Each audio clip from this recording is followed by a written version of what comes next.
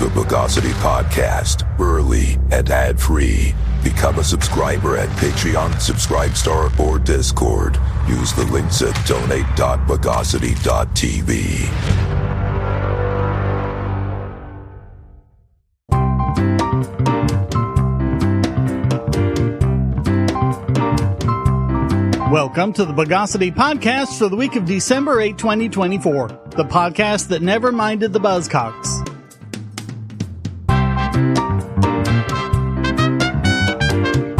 This is your host, Shane Killian. Let's densify the news of the bogus. Quick review.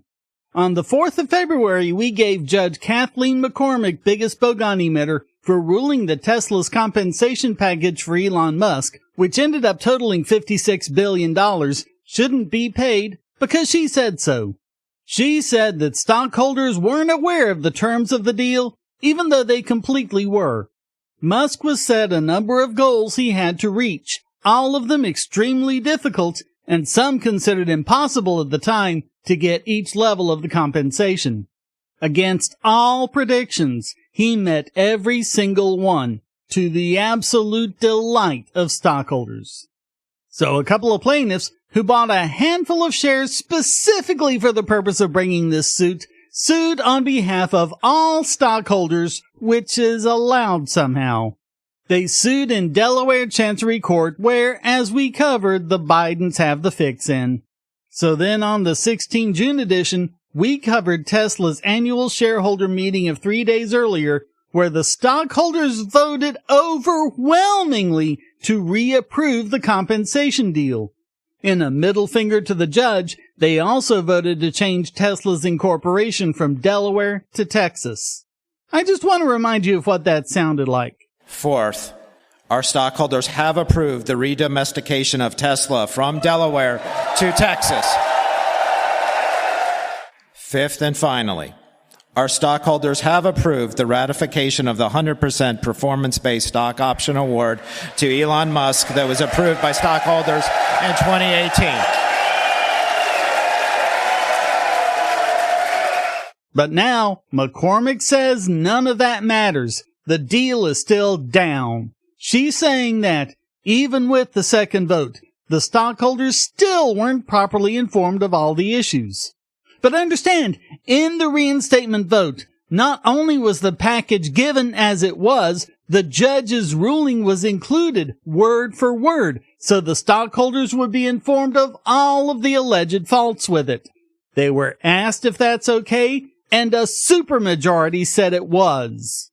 Her hate and her bias comes through on every single one of the 103 pages of her massively oversized ruling. Quote, "The large and talented group of defense firms got creative with the ratification argument, but their unprecedented theories go against multiple strains of settled law."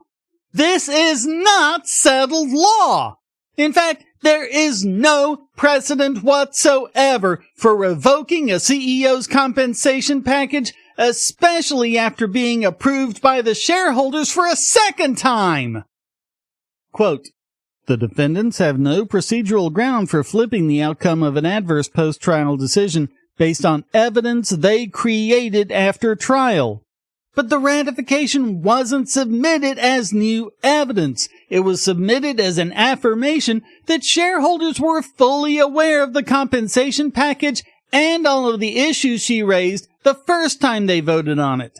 They looked at her issues and they still approved it by a massive supermajority. That supermajority, just to give you the figures, was 72%. Even after you remove the shares owned by Elon Musk or his brother Kimball. 72%! Quote, "Common law ratification is an affirmative defense that must be timely raised, which means that, as a minimum, it cannot be raised for the first time after the post-trial opinion." Do you see what she's doing? She's basically saying that not only was the original vote on this package improper, but that they can never vote on this package ever again, which she has no jurisdiction to do, and there's certainly no settled law allowing her to do it. By the way, She also ordered that Tesla has to pay the plaintiff's lawyers $345 million because there's nothing improper about that whatsoever. That has to be paid by the shareholders. So how is the judge creating value for shareholders, as she claims, by making them pay hundreds of millions of dollars to people who created no value for the company whatsoever? Corporate law expert Stephen M. Bainbridge posted on his blog, quote, "The opinion acknowledges that the plaintiff's lawyers claim they worked 19,499.95 hours on the case. That works out to $17,692.31 per hour, which strikes this observer as being at least as offensive as Musk's allegedly excessive compensation. After all, unlike litigators, at least Musk actually makes something socially useful. On top of which, the opinion is full of none-too-subtle praise for the plaintiff's lawyers and lots of none-too-subtle digs at the defense counsel.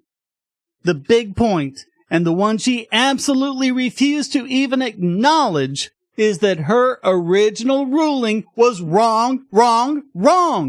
The shareholders verified that she was incorrect, and she never should have ruled the way she did in the first place.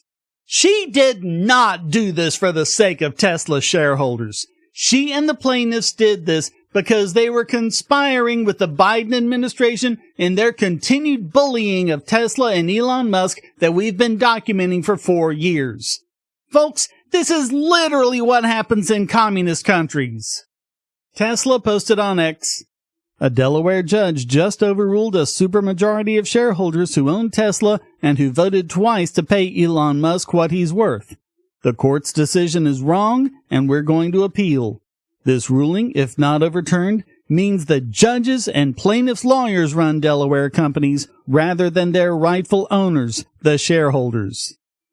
There were lots of voices of assent in the replies. Whole Mars Catalog replied with the simple truth: it is wrong for a judge to overrule the voice of shareholders.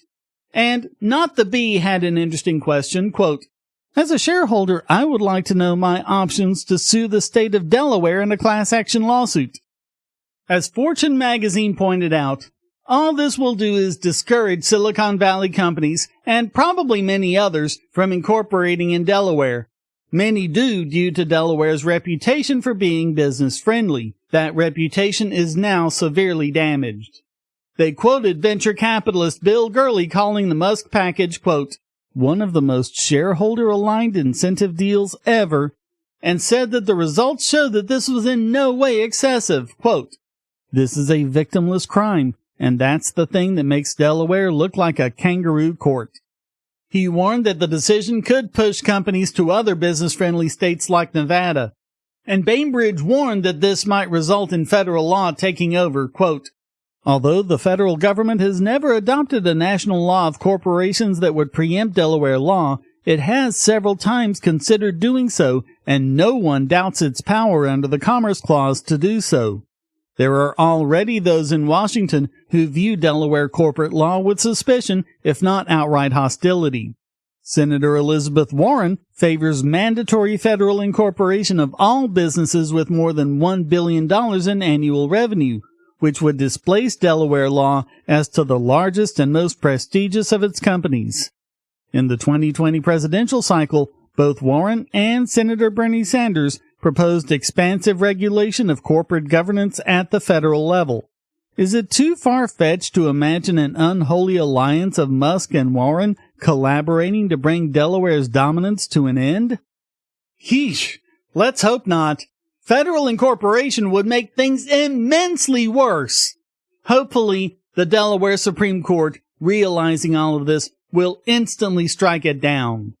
Next month, Biden will be gone, but a lot of the judges and other people he put in place will still be there. So we'll see how much of this will continue.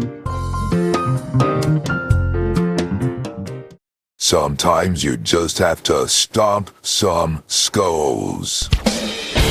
From the mind of Mr. Dapperton, a game for the ages.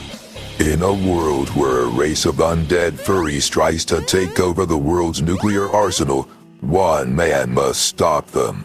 But which man you choose? Dapperton, Elon, Not my Dogecoins. Joe, Build me back. Shapiro, My kippa's ruined. or Don John? Ow, my ear.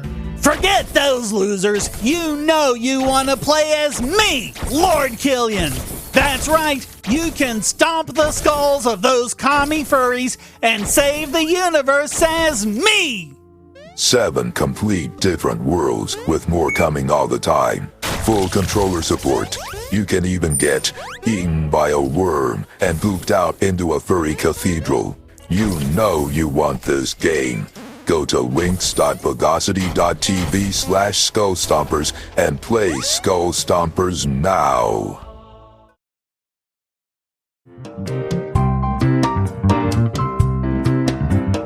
Moving north to New York, Trump's lawyers have another reason to move to vacate Letitia James's ridiculous ruling against him that we covered, where insane Judge Engoron, you remember the one who posted a nude pic to his alumni newsletter and kept his cute law clerk on the bench next to him, declared that Mar-a-Lago was only worth $18 million and Trump deceived banks even though they were happy with the deal, and so his businesses are shut down.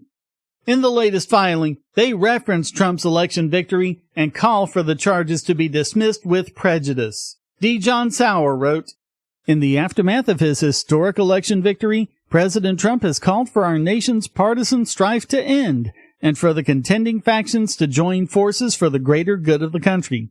This call for unity extends to the legal onslaught against him and his family that permeated the most recent election cycle. This case, like the many others against President Trump, is a flashpoint of national partisan division. As counsel for President Trump in this appeal, and now as his nominee for Solicitor General of the United States, I have had the opportunity to experience this partisan division personally, and I strongly believe that it is necessary for the health of our republic for the strife and lawfare to end. You now have the singular opportunity to help cure this division." He mentions that Special Counsel Jack Smith moved to dismiss his J6 case in D.C., as well as his appeal in the 11th Circuit, both of which we've been covering. He goes over the points we made during the trial. Most of the claims are barred by the statute of limitations, as Engoron was told by the appellate division but deliberately ignored. Quote, "Ignoring that direct, binding instruction, Judge Engoron erroneously and disrespectfully applied the continuing wrong doctrine to resuscitate long-defunct claims. This led to an indefensible judgment that directly violates the statute of limitations. The case should be dismissed on that basis alone. Moreover, the case involves no victims, no complaints, no misstatements, no causation, and no injuries or losses. Instead, President Trump provided clear and unambiguous disclaimers to sophisticated commercial parties who made decisions based on their own due diligence.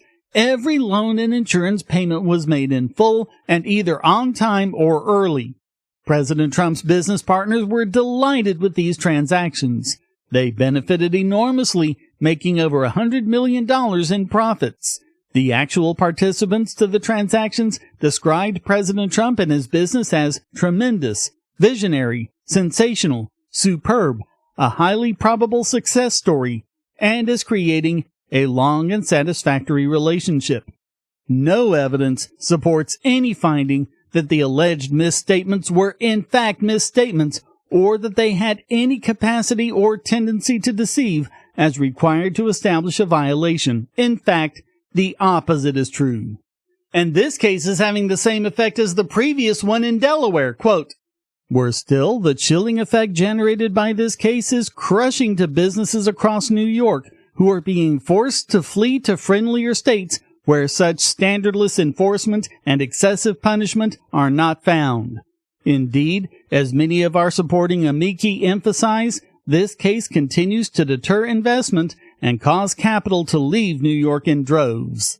He pointed out that Engoron's valuation was indefensible, according to unrebutted expert testimony that showed that everything Trump and company were alleged to do was specifically permitted by GAAP, which cannot be said of Engoron's valuation.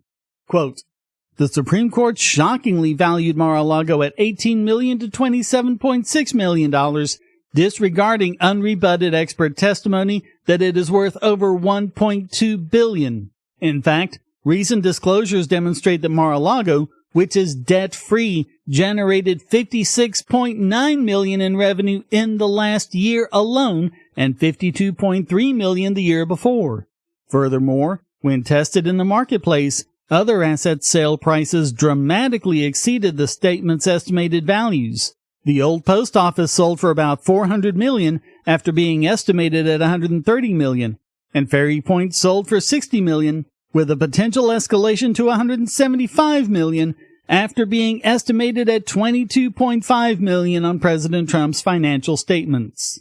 In calling for unity, Sauer wrote, in his farewell address, President George Washington warned against the alternate domination of one faction over another, sharpened by the spirit of revenge natural to party dissension, which in different ages and counties has perpetrated the most horrid enormities. Man, could he have been talking about today or what? It's a laughably ridiculous case that should never have been brought in the first place by a laughably ridiculous AG before an even more laughably ridiculous judge. Go back over our coverage. The guy was positively comical in his behavior, even without the nudie pic. All of this just needs to stop. A jury of 330 million rendered their verdict on November 5th, because that's what this was all really about, trying to influence the election. Well, you did, just not in the way you hoped you would. Take the hint and just let it all drop.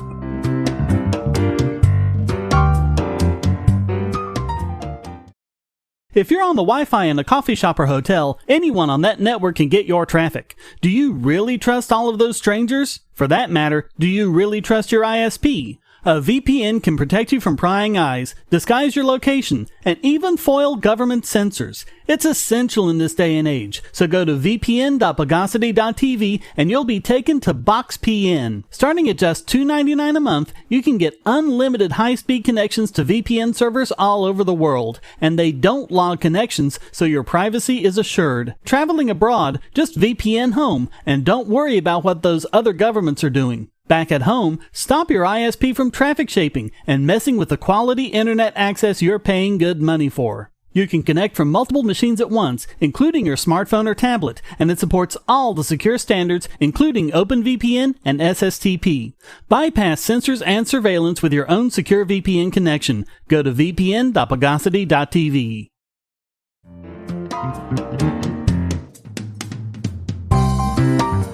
The concept of opportunity cost applies much more widely than a lot of people give it credit for. Here's a case of it operating in the field of public policy. We've referenced Michael Siegel before. He's an anti-smoking activist who was initially anti-vaping until he looked at the evidence and changed his mind. Because the evidence shows that vaping is far safer than smoking, although of course not safer than doing neither. His latest blog post is about the hidden cost of such wrong-headed ideas.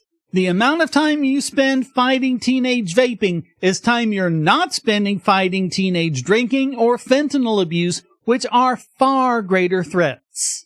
For example, about 4,000 teenagers die every year from alcohol, whether it's binge drinking, drinking and driving, or other injuries.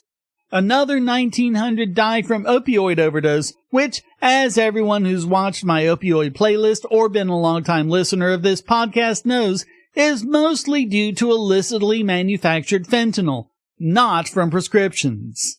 Add another 2,200 deaths from suicide, and the combination of these three factors means the death of over 8,000 teenagers every year. Whereas the number of teenage deaths from e-cigarettes in the past 2 years is 0.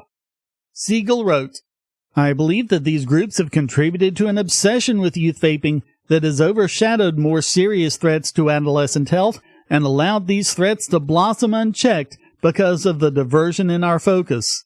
Because of these misplaced priorities, health agencies instructed youth not to use e-cigarettes rather than to avoid buying THC vape carts off the black market. Because of these misplaced priorities, Public officials have banned flavored e-cigarettes, and in some places the sale of all e-cigarettes, while leaving the sale of flavored real cigarettes unchecked. Because of these misplaced priorities, the FDA has devastated the e-cigarette market, while leaving the deadly cigarette market completely unchecked. Because of these misplaced priorities, schools are using video surveillance to make sure no one is vaping in the bathroom, while letting kids use alcohol to their heart's content, and while an opioid overdose epidemic rages. And how many things can you add to it? How about, in addition to vapes, focusing on prescription opioids, an opioid prescribed to the user who has consumed no alcohol and used no illicit drugs has an overdose risk of almost precisely 0. Yet, pharmaceutical companies get sued to enrich lawyers and doctors who give expert testimony. The DEA shuts down and arrests doctors, and 9 million pain patients are left to live in unnecessary agony. And the more they do that, the more black market fentanyl kills. What else have we covered? Oh, there's the 16 states that have destroyed internet privacy by passing laws forcing porn sites to either obtain state IDs from their users or shut down in the state, all in the name of keeping teens from using porn sites, while the death toll from such is approximately 0. Home firearm restrictions are passed in numerous states and localities to stop children from being killed in accidental discharges, when they're 3 times as likely to die from asthma, 6 times as likely to die from the flu, 9 times as likely to die from accidental drowning, 13 times as likely to die from cardiovascular disease, and 20 times as likely to die in a car accident.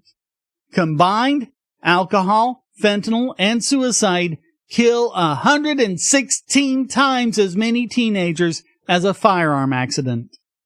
I'm sure we could go all day thinking up more examples. The opportunity costs of dealing with these fake and overblown scares is immeasurable, especially since so many of the other problems are solvable. But I guess it's easier to scare up all this fear and make lots of money and grab lots of power in the process over a low, if not non-existent risk, than it is to actually try and do something about real problems that people face.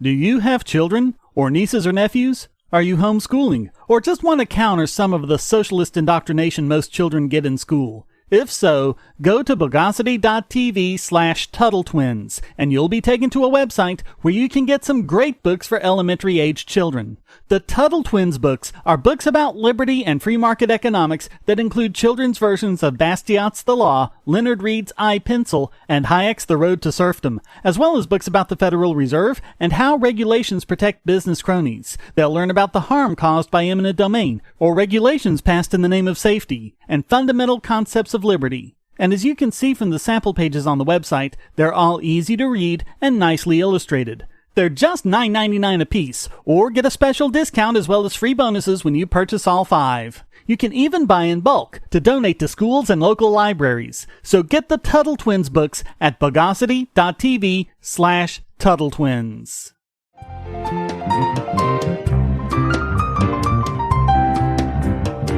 And now it's time to burglarize this week's biggest Bogani matter. And before we get into who it is, we need to cover the news that Joe Biden, after promising not to, has pardoned his son Hunter for basically everything. I'm shocked, I tell you. Shocked.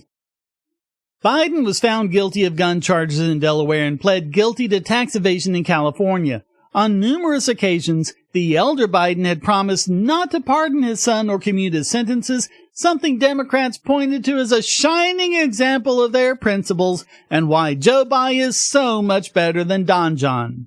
In a statement released alongside the pardon, Biden repeated the Democrat talking point that Hunter was being selectively prosecuted for exactly what thousands of people are currently in jail for as well.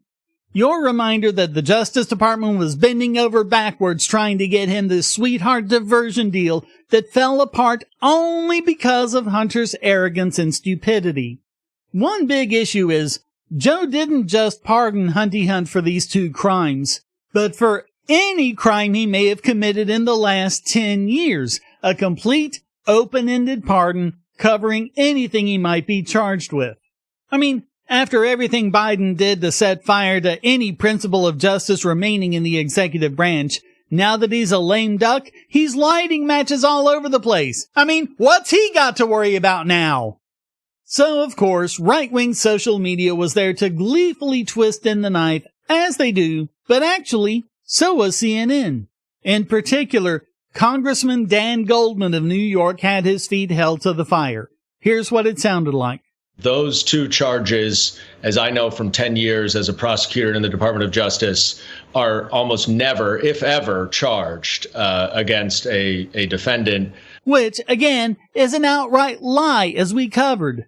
And the reason why they were charged is because Republicans in Congress improperly tried to intervene in an ongoing prosecution to scuttle a plea agreement that Hunter Biden and David Weiss had entered into. Again, not true at all. We covered the court case where that happened, where the judge properly questioned the ridiculously deferential deal the prosecutors had tried to make and then backed out of it as soon as she started to question it. It had to do with a separate deal that would grant Hunty Hunt future immunity for all sorts of crimes. They withdrew that and just went with the diversion agreement, which, again, is a sweetheart deal since it would mean that Hunter would get away with those crimes as if he'd never been charged. That's when Hunter opened his stupid fool mouth and said that if the immunity deal weren't part of it, there'd be no deal. And that was that. Nothing to do with Congress or Republicans. The cope is strong with this one. Anyway, instead of doing a blow-by-blow, let's just skip ahead to when Breonna Keeler threw his own words back to him with this clip. And I don't think there's any chance that President Biden is going to do that, unlike his predecessor, who pardoned all of his friends and anyone who had any access to him. And I think you see that in this case, where he kept on, and Merrick Garland kept on, a Trump-appointed U.S. attorney to investigate the president's son. If there is not an indication of the independence of the Department of Justice beyond that, I don't know what we could look for.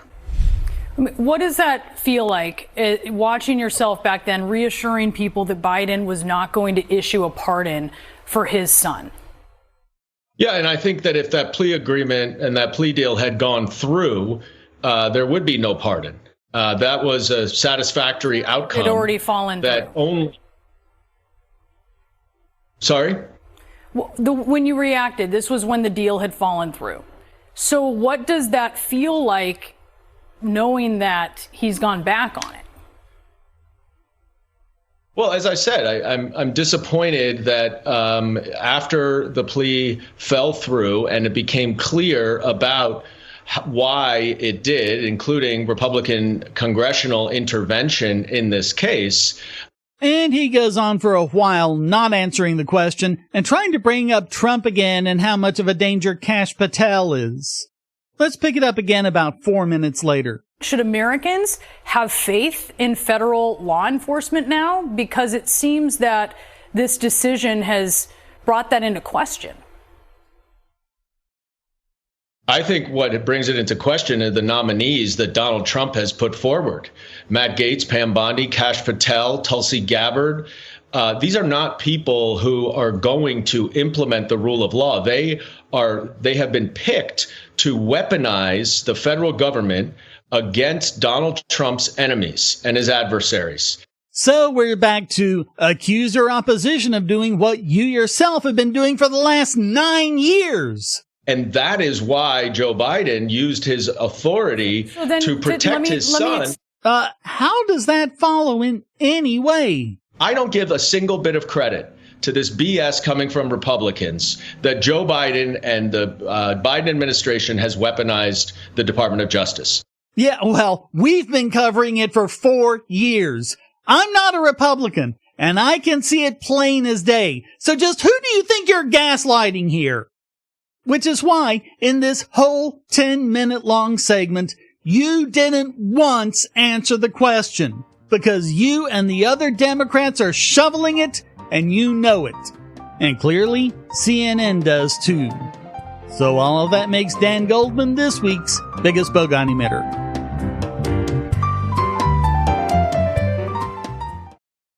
I want to tell you about the eyeglasses I've been wearing for years. As people can see on my videos, I have a very strong prescription, which makes glasses more expensive, especially when I need computer glasses, reading glasses, prescription sunglasses, and most expensively, progressive lenses for general everyday wear.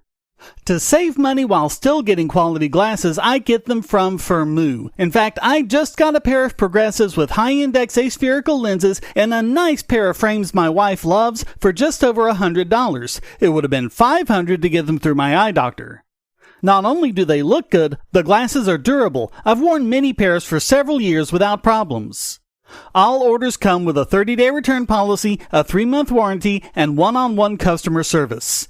Go to Firmoo, that's FIRMOO.Bogosity.tv anytime you need quality glasses at a low price. Once again, that's Firmoo.Bogosity.tv.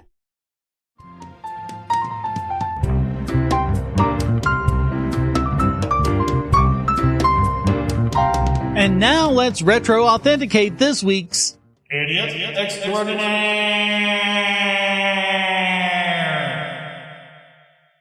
And let's go back to Georgia to Fulton County DA Fani Willis, who must have thought 2024 was going to be her best year and ended up being her worst. Her two big trials, the Donald Trump trial and the Young Thug YSL trial, all ended up crashing and burning. And now Fani herself seems to be in hot water over an open records lawsuit from Judicial Watch. During the Trump trial, Fani Willis and her special prosecutor/boyfriend Nathan Wade went to Washington, D.C. to meet with Biden and Harris, as well as Benny Thompson, chairman of the J6 committee, which we know because of expense reports they filed, as well as sign-in logs. So Judicial Watch submitted an open records request, which is what they call FOIA requests in Georgia, requesting, quote, all documents and communications sent to, received from, or relating to Special Counsel Jack Smith, and all documents and communications sent to or received from the United States House January 6th Committee. They're also suing the Justice Department for records and communications between Jack Smith and Fani's office. The DOJ is refusing to do so, claiming, of course, interference with law enforcement. But this is about Fani. Judicial Watch, the plaintiff in this case, received a response the next day saying they didn't have any responsive records, which they know they do because the House Judiciary Committee published a letter from Willis to Thompson. Judge Robert McBurney covers the misadventures in the document. He ruled, it is undisputed the defendant was properly and sufficiently served on 11 March 2024. Plaintiff filed a return of service 2 days later on 13 March 2024. For reasons unknown to the court, the return did not appear on the court's electronic docket when it was filed and processed, and so on 15 April 2024, the court, believing the defendant had not yet been served, entered an order directing plaintiff to serve defendant. Plaintiff responded to the court's directive the same day by refiling the return showing defendant was served on 11 March 2024. So the court wasn't aware that Judicial Watch had already served Fani when they ordered them to do so. Judicial Watch responded with proof that they did, which was enough for the court. Fani responded by ignoring it and hoping it all went away. Quote, defendant concedes that she was served on 11 March 2024, but reasonably claims that she was unaware plaintiff had filed the affidavit of service on 13 March 2024, since it did not appear in the public docket for this case. Defendant argues that she relied on the court's 15 April 2024 order directing plaintiff to serve her and so did not immediately file an answer because of her understanding that service had not been perfected. Defendant further argues that 1. The court's 15 April 2024 order required plaintiff to serve her a second time, 2. Plaintiff has not done so, and therefore 3. She is not yet required to answer despite having done so. Folks, the snark is from the judge, not from me. Quote, the court finds defendant is in default and has been since 11 April 2024. Because the return was filed within 5 days of service, defendant was required to answer within 30 days of service, which would have been 10 April 2024.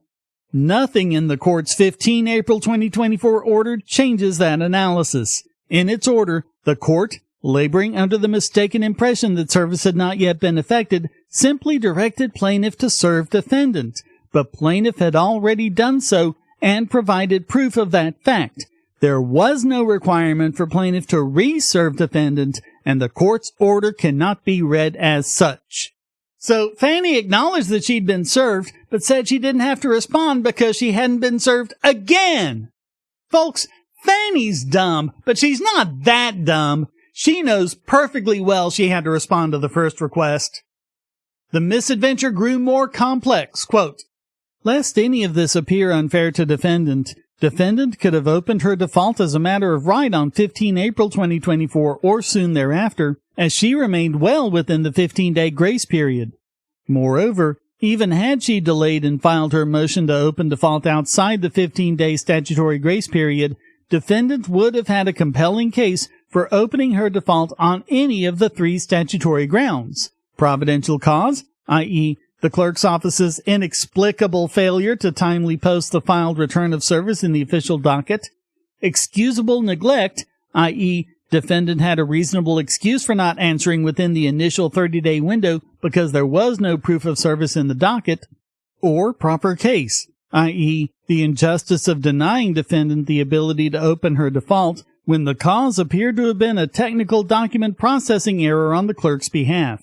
But defendant did none of that. She never moved to open default on any basis, not even during the period when she could have opened default as a matter of right. She never paid costs, and she never offered up a meritorious defense. Plaintiff is thus entitled to judgment by default, as if every item and paragraph of the complaint were supported by proper and sufficient evidence.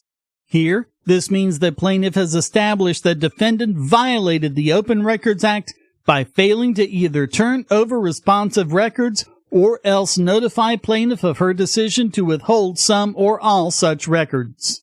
And now the gauntlet is thrown down. Quote, by finding defendant in default, the court has in effect declared that she has violated the Open Records Act. The court also hereby orders defendant to conduct a diligent search of her records for responsive materials within 5 business days of the entry of this order. Within that same 5-day period, defendant is ordered to provide plaintiff with copies of all responsive records that are not legally exempted or accepted from disclosure. If defendant is required or decides to withhold all or part of a requested record, she should follow the procedures set forth in the Open Records Act. The court expects that such production will include the correspondence identified by plaintiff in this complaint. If it does not, defendant is further ordered to provide an explanation why such correspondence does not exist in defendant's records or why it is being withheld. Beyond that, no other relief, injunctive or otherwise, is necessary at this time to include striking defendant's answer, which is of no effect based on the court's finding of default. A hearing on plaintiff's request for attorney's fees and costs is set for 20 December 2024 at 10 a.m. in courtroom 8D. Oh man, Fannie is in trouble. Double if she doesn't pony up the records. Judicial Watch President Tom Fitton said, quote, Fannie Willis is something else. We've been doing this work for 30 years, and this is the first time in our experience a government official has been found in default for not showing up in court to answer an open records lawsuit.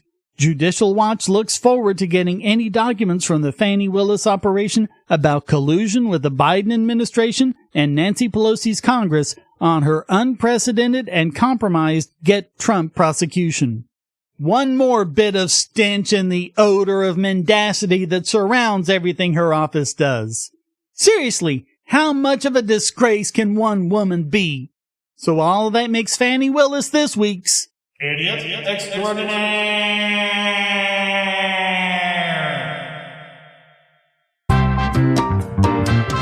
Well, that wraps up this Beans Are Evil, Bad Beans edition of the Bugosity Podcast. I hope you enjoyed it. If you did, please go to donate.bugosity.tv for several ways to support and discord.bugosity.tv to join the discussion. Subscribe at the Discord or at Patreon or Subscribestar, and you can listen early and ad-free. Thank you for listening. Until next time, here's a quote from Frederick Bastiat. When plunder becomes a way of life for a group of men living together in society, they create for themselves in the course of time a legal system that authorizes it and a moral code that glorifies it. The Bogosity Podcast is licensed under Creative Commons Attribution Non-Commercial No Derivatives 4.0 International License.